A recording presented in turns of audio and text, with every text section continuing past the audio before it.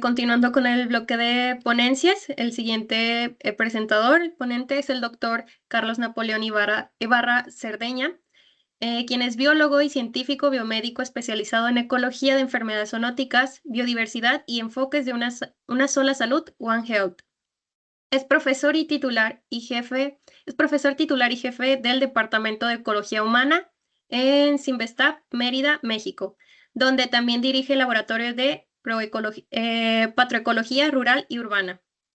Su investigación analiza cómo el cambio ambiental, la deforestación y la urbanización influyen en la transmisión de patógenos como Trypanosoma cruzi, agente causal de la enfermedad de Chagas, y cómo la diversidad de fauna silvestre y las interacciones entre especies pueden reducir el riesgo de enfermedades para las personas.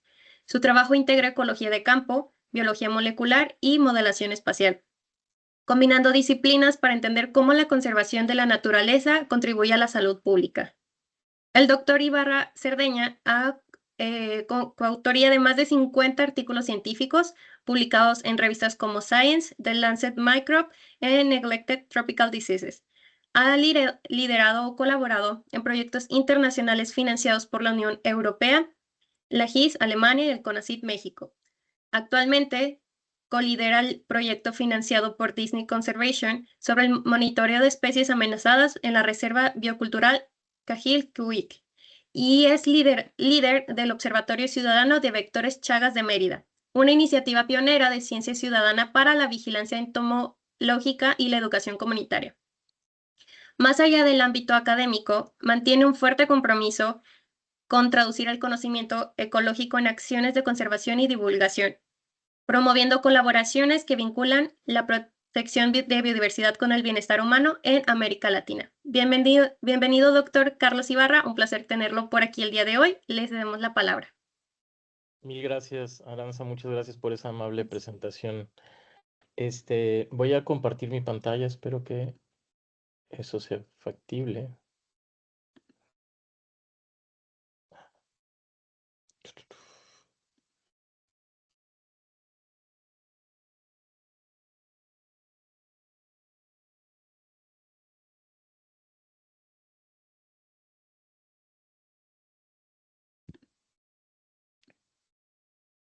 Dígame si la ven ahora, por favor. Sí, ya se ve. Fabuloso. Bueno, mil gracias por la presentación y por la invitación, Jorge. Estoy muy contento de estar aquí y haber escuchado a todos mis colegas que precedieron sobre sus proyectos. Les voy a mostrar algo ahora que hemos estado haciendo en el sureste, particularmente en la ciudad de Mérida. Y entonces la idea es mostrarles un poco la evolución que ha tenido la epidemiología de Chagas desde una manera muy relajada. Cuando Carlos Chagas descubrió el ciclo completo de la transmisión de Trypanosoma cruzi, el panorama epidemiológico era preponderantemente rural, o era lo que se suponía en ese momento, ¿no? Y entonces aquí pueden ver dos escenarios, personas que están afectadas, que han estado colaborando con nosotros. Y aunque la transmisión rural continúa siendo un problema muy agudo, las chinches que antes eran preponderantemente silvestres y que después se han vuelto rurales, ya ahora están en los ecosistemas urbanos muchísimo más frecuentemente. Esto ha tenido también consecuencias que ya podemos ver en los vectores. Hemos estado estudiando este fenómeno, hemos detectado patrones incluso evolutivos de los impactos urbanos sobre la población de las chinches. Se vuelven más pequeñas, menos capaces de volar y menos sensibles a la disponibilidad de alimentos. Sin embargo, estos filtros lo que hacen es relajar un poco las demandas energéticas de las chinches. La urbanización de Chagas no es un fenómeno que solo hemos observado en Mérida, se ha observado en muchas otras ciudades. Aquí les muestro algunos ejemplos de artículos que reportan epidemiología de Chagas en ciudades en diferentes países de Latinoamérica. Está Bolivia, está Argentina, entonces, desde luego México también. Entonces ahora quisiera concentrarme en una historia que hemos estado desarrollando que está, digamos, podría ser contada desde 3 actos. El primero, que fue una especie de inicio espontáneo. Después ya tuvimos una fase más planeada. Y al final, algo que yo creo que fue un final inesperado, pero que bastante feliz en un sentido. Iniciamos con una iniciativa de una estudiante que estaba haciendo su maestría en Cinvestav, Selene, que ahora está haciendo el doctorado, ya terminándolo. Y ella empezó buscando chinches porque necesitaba chinches para hacer un experimento, para ver si a la chinche se la podían, se la comían en un sentido figurado, si la mataban unos nemátodos que podían ingresar a la chinche y que tienen unas bacterias que tienen una toxina que en realidad la especie que puede actuar como un control para varios tipos de insectos. Y queríamos saber si con las chinches pasaba lo mismo. Entonces el N, como necesitaba muchos insectos y ya vimos que estaba difícil capturarlos, Sara habló extensivamente de esta dificultad en el campo. Entonces y generó este afiche que ven del lado izquierdo y empezó la gente a responder. Y bueno, digamos, ese trabajo ha sido bastante exitoso, incluso logramos publicar, el experimento salió bien. En otra presentación les puedo hablar de esta historia, está muy interesante realmente. Y con esto ya teníamos un arranque de contacto con la sociedad en términos de una cierta visibilidad. La gente empezó a enterarse de que estábamos haciendo un proyecto y de que podían hablar y podían reportar la presencia de una chinche. Cuando estábamos en medio de la pandemia y ya más o menos estábamos habituados a trabajar en la casa, pero un poco desesperados por salir, pensamos en el laboratorio generar o, digamos, ampliar esta oferta de difusión de la información que las personas podían encontrar útil para a darse cuenta si estaban en contacto con un vector de Chagas. En Yucatán tenemos únicamente una especie, teratoma inmediata, y entonces generamos este afiche. Como pueden ver, no es el despliegue más sofisticado del diseño gráfico. Sin embargo, resultó bastante efectivo. Entonces aquí pueden encontrar mi teléfono, alguna información muy simple. Ya esto lo hemos hecho más sofisticado, en el laboratorio. Uno de los miembros del laboratorio desarrolló algo muchísimo más bonito, pero esto funcionó al principio. Y entonces arrancamos algo que le llamamos al principio el Observatorio Ciudadano de Chinches de Mérida para ver si funcionaba. Aquí está Lilibet Toledo y yo, que empezamos a salir a las casas a recoger las chinches que nos reportaban. Y en el laboratorio Román las analizaba y Graciela se ha convertido después en la organizadora de toda la información que proviene de estos reportes. Y entonces digamos que esto fue el inicio de este proyecto. Así empezamos a recibir mensajes, nos mandaban una foto, decían que habían visto mi teléfono en internet, de alguna manera se fue distribuyendo. Empezamos tirándolo en Facebook y así fue como empezó. Incluso habían unas fotos mucho más elaboradas, muy lindas.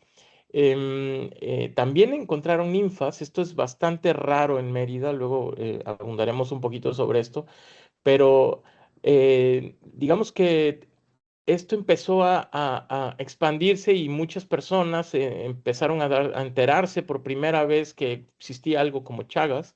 Se empezó a esparcir la voz. Algunas obviamente ya conocían al pic. Pic es el nombre maya que le dan a la chinche aquí en maya yucateco. Y digamos que incluso personas empezaron a preguntar, bueno, ¿por qué están las chinches aquí? Hay algunas hipótesis como la urbanización que podrían estar explicando la presencia de las chinches. Naturalmente no todo el mundo la conoce. Nuestro colega que presentó anteriormente lo mencionó de una manera muy elocuente.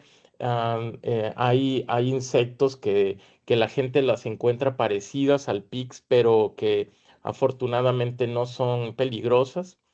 Em, y obviamente hay personas que querían saber qué diferencias había. Entonces empezamos a dar algunas respuestas sobre esto, mandar fotos que me parecían muchísimo más claras para decirles que la forma de la cabeza, por ejemplo, es un muy buen diagnóstico, y etcétera, y hay otros, ¿no? Entonces, la gente se fue, digamos, involucrando de una manera muy interesante. Nos invitaron también a sus comunidades, a sus fraccionamientos, y fuimos a dar algunas charlas. Los niños particularmente estuvieron muy interesados. Aquí les muestro un afiche que generó uno de ellos espontáneamente. No era algo que estábamos solicitando hacer. El niño no lo hizo mientras estábamos hablando, lo hizo cuando llegó a su casa, y después uno de los vecinos me lo mandó. Aquí está firmado, ¿no? Max, Barbie, etcétera, fueron, y Nico, los que lo hicieron. Aquí vean que dicen que no es tan fea la chinche. Yo pues estoy de acuerdo. Y digamos que esto es empezó a convertirse en una oportunidad muy interesante para colaborar con la población aquí en Mérida, a salir un poco de nuestra área de confort, desde los laboratorios o el sistema de investigación que teníamos. Lo que hacíamos con las chinches era meterlos en tubos donde había un preservante. Nosotros estábamos usando etanol, y con esto pues las etiquetábamos, llenábamos una bitácora, etcétera. Obviamente esto es muy importante porque la investigación científica siempre está llena de limitaciones. Los recursos son obviamente limitados, tenemos generalmente poco tiempo, proyectos de duración corta. Sara habló al principio en la mañana de esto. El tamaño de muestra es muy escaso. Luego, a veces cuando uno implementa proyectos, pues hay pocos conocimientos locales que dificultan también la implementación de un proyecto. Los proyectos que se interrumpen por falta de financiamiento luego terminan convirtiéndose en historias incompletas. Y también, obviamente, se necesita de personal especializado que se va capacitando también con algunas dificultades a veces de tiempo, ¿no? Entonces, todas estas 6 elementos se pueden convertir en oportunidades utilizando un enfoque muchísimo más incluyente de ciencia participativa, en donde la comunidad pues invierte quizá a veces sus propios recursos, pero no son tan grandes. Por ejemplo, el tiempo para colectar una chinche para una persona que vive en una casa donde ya la encontró, pues tampoco es tan grande. Y en fin, de esta manera podemos ir sobreponiéndonos a estos retos y mejorar las capacidades de investigación para tener algunos proyectos. Y esto ha, de hecho impulsado muchísima de la investigación en muchos ámbitos. Ya hay bastantes artículos que lo demuestran. Podemos tener muchos mejores datos y dimensiones gigantes de datos para cuestiones de ecología, de conservación. Es una gran herramienta para mejorar la compresión de sistemas ecológicos. En fin, como pueden ver aquí, estos son solo algunos ejemplos de artículos que han ido saliendo en diferentes revistas. Es una selección un poco aleatoria, pero también ya se ha vuelto también un enfoque importante en salud pública, y sin embargo tiene bastantes desafíos. Aquí artículo empieza diciendo realmente el involucramiento de la comunidad en la salud pública se puede decir de una manera fácil, pero aplicarlo no lo es tanto. Y sin embargo, la ciencia ciudadana realmente tiene la capacidad de transformar la aplicación digamos, preguntas de salud pública. Y bueno, suponemos que sí, en algunos en entornos urbanos está muchísimo más desarrollada esta nueva posibilidad de hacer investigación, y ya forma parte también cotidiana de los contenidos de revistas que para los investigadores son un poco el sueño, ¿no? En Science, Nature, incluso artículos también en revistas que son más de un lenguaje relajado, Bioscience u otro, Scientific American, por ejemplo. Entonces, podríamos realmente encontrar un beneficio en esto, y quisimos preguntárselo a la gente directamente, a las personas que no se dedican a la investigación, pero también a las personas que se dedican a la investigación. Y aquí entra en juego Ángela. Riancho, que entró al laboratorio justamente y se interesó por investigar esto, ¿no? Entonces, ¿a quién le importa la ciencia ciudadana y por qué razón le importaría la ciencia ciudadana? Entonces desarrollamos un proyecto. Este QR que ven aquí es lo que ella utilizó para levantar algunas encuestas de manera abierta. No está activo ahora este link, así que no se molesten en intentar ingresar. Y entonces lo que hicimos fue seleccionar algunos sectores poblacionales para orientar esta encuesta y preguntar directamente diferentes cosas relacionadas con la ciencia ciudadana. Y lo que queríamos saber, como les dije hace rato, era si podría ser algo que a las personas le interesara. Entonces le preguntamos a la academia cómo lo hicimos. Empezamos a generar una base de datos de todos los artículos sobre enfermedades infecciosas vectoriales. Chagas aquí fue una de las que más tuvo preponderancia en este trabajo. Sacamos el nombre del autor de correspondencia, su correo electrónico, hicimos una base de datos. Del sector salud también, esto lo hicimos para México, todos los estados de México. Escribimos cartas a los directores del sector salud, de todas las secretarías de salud de los estados, para mandarles la encuesta y preguntarles si podían reenviarla a sus miembros de las regiones de salud, de la Secretaría de Salud de los estados, las jurisdicciones sanitarias. Con estudiantes también de universidad, se nos ocurrió preguntarle a estudiantes de biología, de medicina, etcétera. Lo que hicimos fue sacar toda la lista de universidades de la NUIS, y a partir de ahí mandar cartas a todos los directores de las universidades. Se puede imaginar que esto empezó a hacer un trabajo un poco ah, titánico, particularmente para Ángela. Y bueno, yo tuve que firmar todas las cartas. Y luego también por medio de diferentes medios de redes sociales, Facebook, Twitter, etcétera, mandamos a diferentes actores también a todo mundo, ¿no? E incluso conocidos, etcétera. Entonces queríamos evaluar este interés que tenían las personas. Para eso, pues preguntamos si tenían una definición individual de la ciencia ciudadana. ¿Y qué eran las percepciones sobre la ciencia ciudadana, o distintas formas de definirla? Y también qué oportunidades, retos o experiencias previas habían tenido. Entonces queríamos realmente hacer un diagnóstico en la sociedad lo más amplia posible, pero dividiéndola por algunos sectores que nos parecía podían ser claves para poder entender mejor cómo la gente iba empapándose de este nuevo concepto que es relativamente nuevo. Entonces, pues está aquí la encuesta, esto es como lo hicimos con el QR. Y entonces le preguntamos así a todas estas personas. Y al final, pues esto es lo que obtuvimos. Se envió entre los años 2022, 2023. La tiramos a casi 85 facultades. Mandamos muchos mails a los investigadores, al sector salud, a personas que no eran especializadas. También lo mandamos a la Sociedad Mexicana de Afectados de Chagas, etcétera. Entonces, esto es como lo hicimos. La cobertura al final tuvimos un resultado de casi 500 encuestas. Aquí es como está dividido los resultados. Y entonces, incluyendo algunas respuestas de otros países que también lograron acceder y enterarse de esto, no era el objetivo particular, ¿no? Entonces, bueno, al principio queríamos saber con las propias palabras de las personas que participaron qué era ciencia ciudadana, y generamos nubes de palabras para esto, y esto es lo que les voy a mostrar. Y me gustaría que se fijen en las palabras que tienen el tamaño más grande. Esas son las palabras que tienen la mayor frecuencia de respuestas, y está dividido en 4 grupos: estudiantes, investigadores, personal de salud y otros, que son personas no especializadas. Es la población general, hay muchas formas de denominarla, ¿no? Como pueden ver, las palabras se repiten bastante, y esto empezó a aparecer muy evidente en diferentes, o en las otras preguntas que hicimos.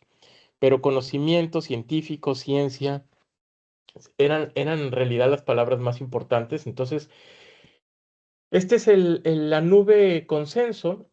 Al menos había 10 menciones para, por ejemplo, las palabras más chiquitas tienen al menos 10 menciones, las palabras más grandes tienen ya varias decenas de menciones. Y entonces estas son las palabras claves. Esto es lo que define la gente como ciencia ciudadana. Y también quisimos preguntar qué eran las palabras más importantes, las palabras que aparecían, que tenían al menos 10 menciones. Entonces, lo que pueden ver en diferentes colores son los grupos. Los morados son las personas no especializadas, el personal de salud está en azul, los investigadores en algo que yo definiría como un naranja y los estudiantes en rojo. Palabras como científico fueron mencionadas por los cuatro grupos. Vean que hay más de 120, casi 120 menciones en conocimiento, por ejemplo. La población en sí, como participantes, también fue mencionada por muchas personas. Curiosamente, la palabra ciudadano solamente la mencionaron pues la sociedad que no es especializada, el público general. Y algunas palabras también, por ejemplo, salud, solamente la mencionó personal de salud, etcétera. Entonces aquí ya vamos viendo algunas distinciones. Y digamos que si pensamos en cuáles serían los conceptos que definen, qué es la palabra que define a la ciencia ciudadana, y utilizamos varios que aparecían en la literatura y son los que nosotros les dijimos a las personas para que votaran. Participación comunitaria es la que más, es la que ganó, tiene más de 250 menciones. Todos los grupos la mencionaron como la más frecuente. Participación pública en la ciencia también. Y entonces piensen aquí en los verbos, en participación, y es algo que pues para nosotros era muy rescatable en el sentido de cómo estábamos entendiendo la manera en que la gente visualiza o se ve incluso como un agente que puede participar en proyectos de ciencia ciudadana, ¿no? Entonces, ahí es donde empezamos nosotros a detectar buenas oportunidades. ¿De qué dependería la participación de las personas?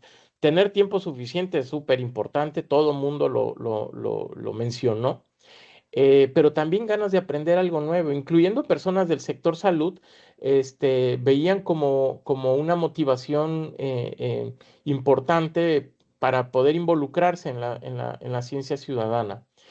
Tener conocimientos del tema a investigar parecía importante para algunos grupos, por ejemplo, para el personal de salud. Curiosamente, a los investigadores no les parecía esto una cosa tan importante y me llama bastante la atención, honestamente. Am, y ahora les voy a mostrar unas redes que se ven un poco complejas, pero quiero que al final detecten algo. Esto es un diagrama de flujo, lo ponemos aquí desde de una manera jerárquica y lo que quiero que vean es sobre todo al principio y el final. El final solamente tiene casi dos categorías, el sí y el no, ¿ok? Y el principio está dividido dependiendo de la pregunta. Y lo que queríamos saber era si los factores demográficos influyen en las oportunidades que la gente misma detecta para hacer ciencia ciudadana. Entonces, si la casilla final del sí significa si quieren involucrarse en hacer ciencia ciudadana, ¿ok? Entonces, no es si los factores influyen, es si la gente se quiere involucrar. Eso es el sí al final. Entonces, en medio donde ven un poquito más complejo es el tipo digamos, de sector social que está involucrado, pero al principio está la edad, y luego el sexo, luego a qué grupo pertenecen, luego la promoción, cómo ha sido su participación en proyectos de investigación de ciencia ciudadana. Entonces, vean al principio que se vuelve bastante complejo, pero al final casi todos confluyen por ahí más del 85% confluyen en que sí. Entonces, lo que yo puedo interpretar de esto, espero que ustedes están de acuerdo conmigo, es que aunque hay una gran heterogeneidad en los sectores de la sociedad que respondieron esta pregunta, al final no parecen ser tan influyentes esta heterogeneidad en que estén interesados en pertenecer a un proyecto de ciencia ciudadana. Yo veo que hay una inmensa mayoría que sí les gustaría pertenecer a proyectos o a participar en proyectos. Eso es la pregunta al final, la pueden ver abajo. ¿Participaría en un proyecto de ciencia ciudadana?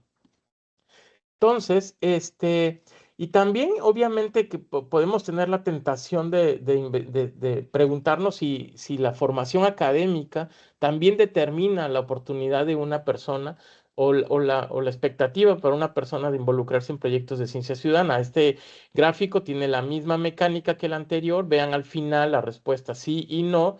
Sí es si participaría en un proyecto de ciencia ciudadana. Y lo que vemos al principio otra vez, un poco de complejidad, se dividen entre investigadores y estudiantes. Y al final vemos que tanto investigadores como estudiantes estarían bastante proclives a participar en proyectos de ciencia ciudadana.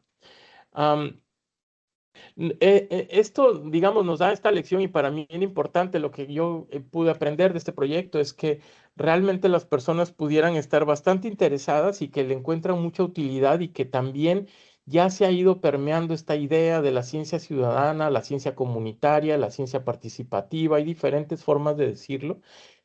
Participación ciudadana fue, como recuerdan, una de las formas más frecuentes en las que las personas identifican este concepto, este enfoque de generar conocimiento.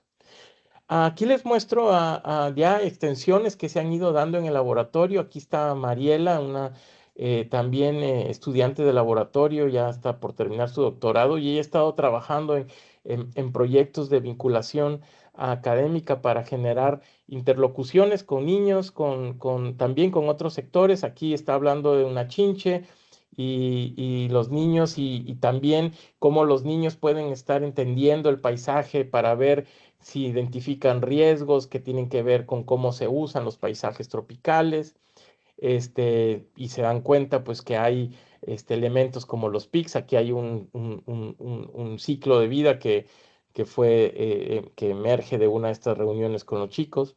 Y también nos fuimos a las escuelas de enfermería, de medicina, digamos, como parte de este aprendizaje, ver que se interesan mucho estos sectores para poder aplicar conocimientos o preguntar o generar conocimientos en la comunidad. Estas son universidades de sectores rurales o de ciudades pequeñas del estado de Yucatán que tienen vectores en sus entornos y bueno, son personas que nos invitaron para dar charlas ahí y poder entablar estos diálogos. Ahora, con los poquitos minutos que me quedan, les quiero decir, bueno, todo esto que se ha ido haciendo en Mérida, bueno, en esta pregunta la hicimos para todo el estado, pero nuestro trabajo y el observatorio lo desarrollamos en Mérida. Bueno, ¿qué hemos estado encontrando? Del lado izquierdo ven un mapa de la ciudad de Mérida. Esto es un mapa que, que, que, que ilustra el estado de urbanización y el contraste fuerte que hay entre la urbanización y los entornos todavía entre agrícolas y de selva perturbada que permanecen en la periferia. Y los círculos lo que muestran son los hallazgos de las personas que nos reportaron chinches y que pudimos recoger y analizar. Los círculos azules, espero que pueden verlos, representan a los insectos adultos.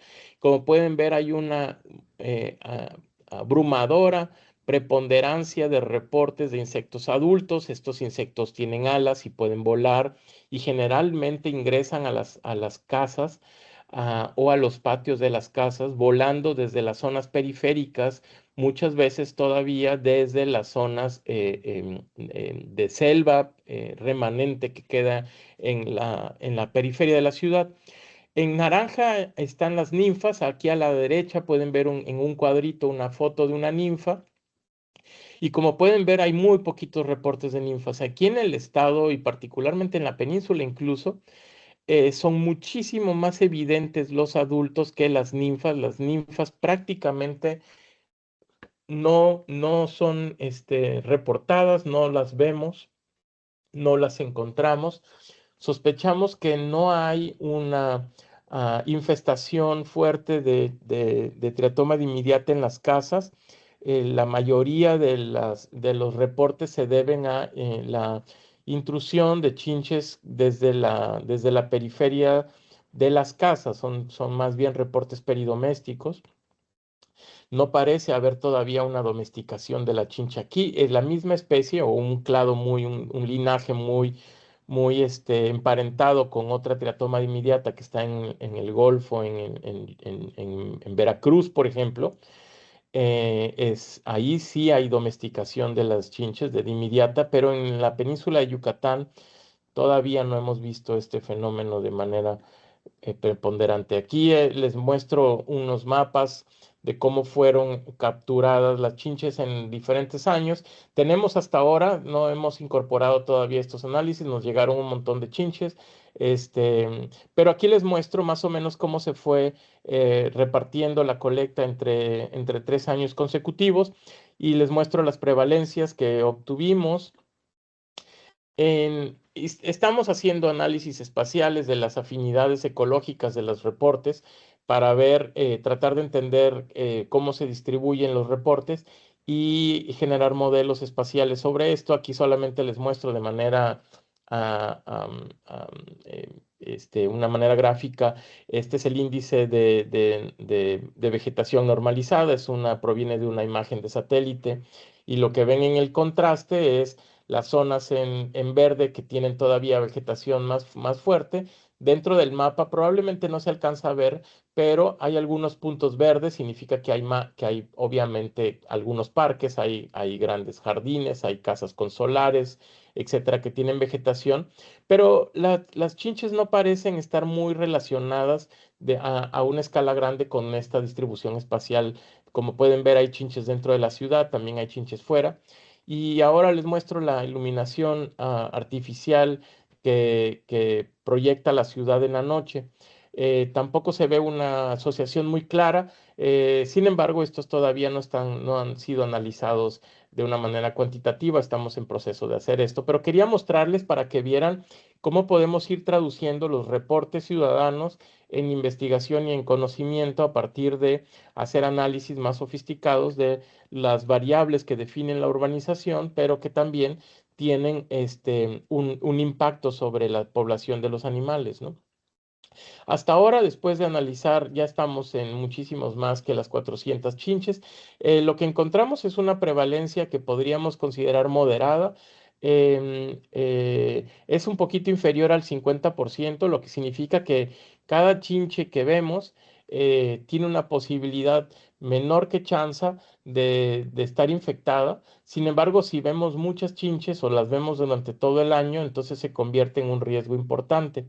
Afortunadamente, lo que hemos detectado en Mérida es que la frecuencia de reportes por persona o por casa es bastante baja.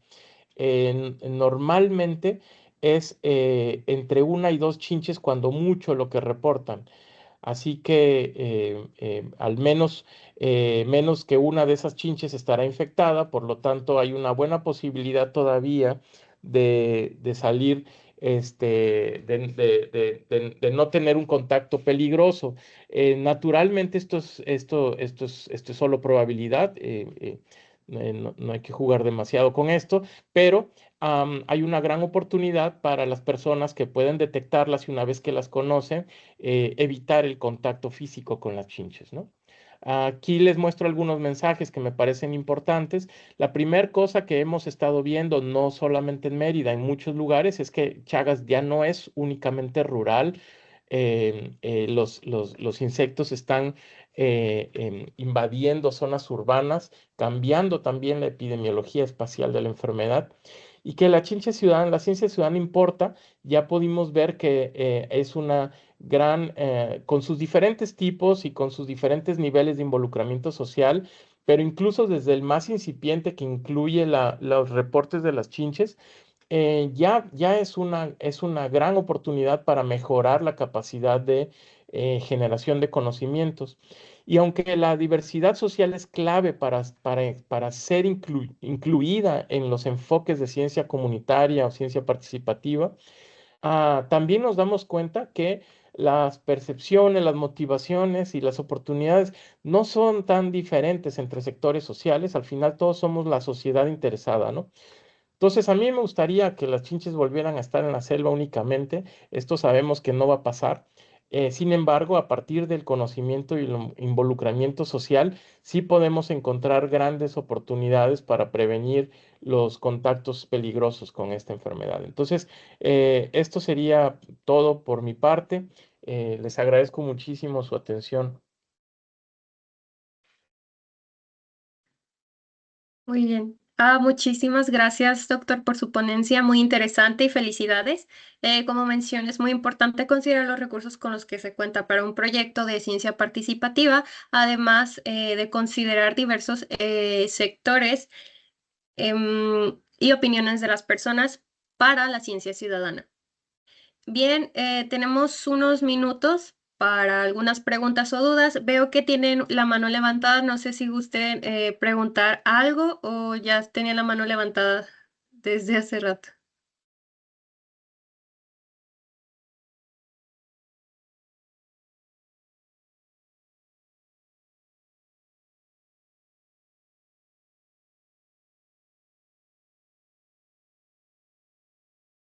Bueno, no sé si alguien gusta hacer alguna pregunta.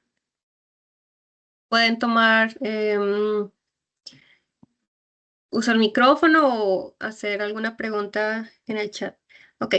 De los triatominos colectados, colectados, indagaron sobre el DTU y las fuentes alimenticias. Nos preguntan en el chat, doctor. Gracias. Claro, esta es una pregunta clave y es muy previsible. Sí y no. La respuesta para la pregunta de estas chinches es que no todavía, pero es algo que está naturalmente proyectado para hacer.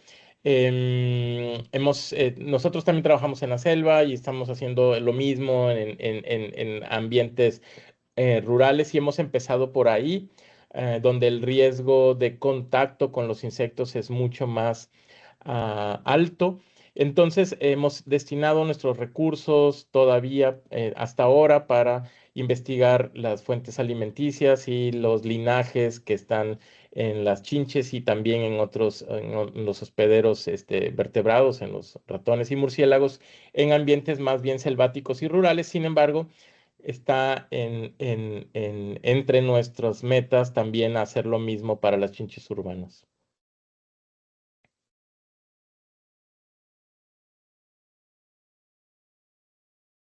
Ok, muy bien. Muchas gracias, doctor. No sé si alguien tenga alguna otra pregunta. Bueno, aquí tienen un comentario. Gracias por la presentación.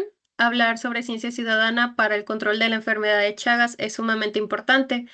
Me gustaría compartir con todos una investigación reciente que mi grupo desarrolló en Brasil relacionada con la vigilancia con participación popular en áreas de alto riesgo de reinfestación por triatominos. Y colocan el link para revisar el artículo. Muchas gracias. Muchas gracias por compartir el enlace. Ya lo descargué, lo voy a leer. Veo que está Lileya como coautora ahí. Qué gusto saber de ella de nuevo. Este, bueno, Bueno, entonces no hay más preguntas. Nuevamente reiteramos nuestros agradecimientos por su ponencia y participación, doctor. Muchísimas gracias. gracias a ti, gracias a todos. Hasta luego.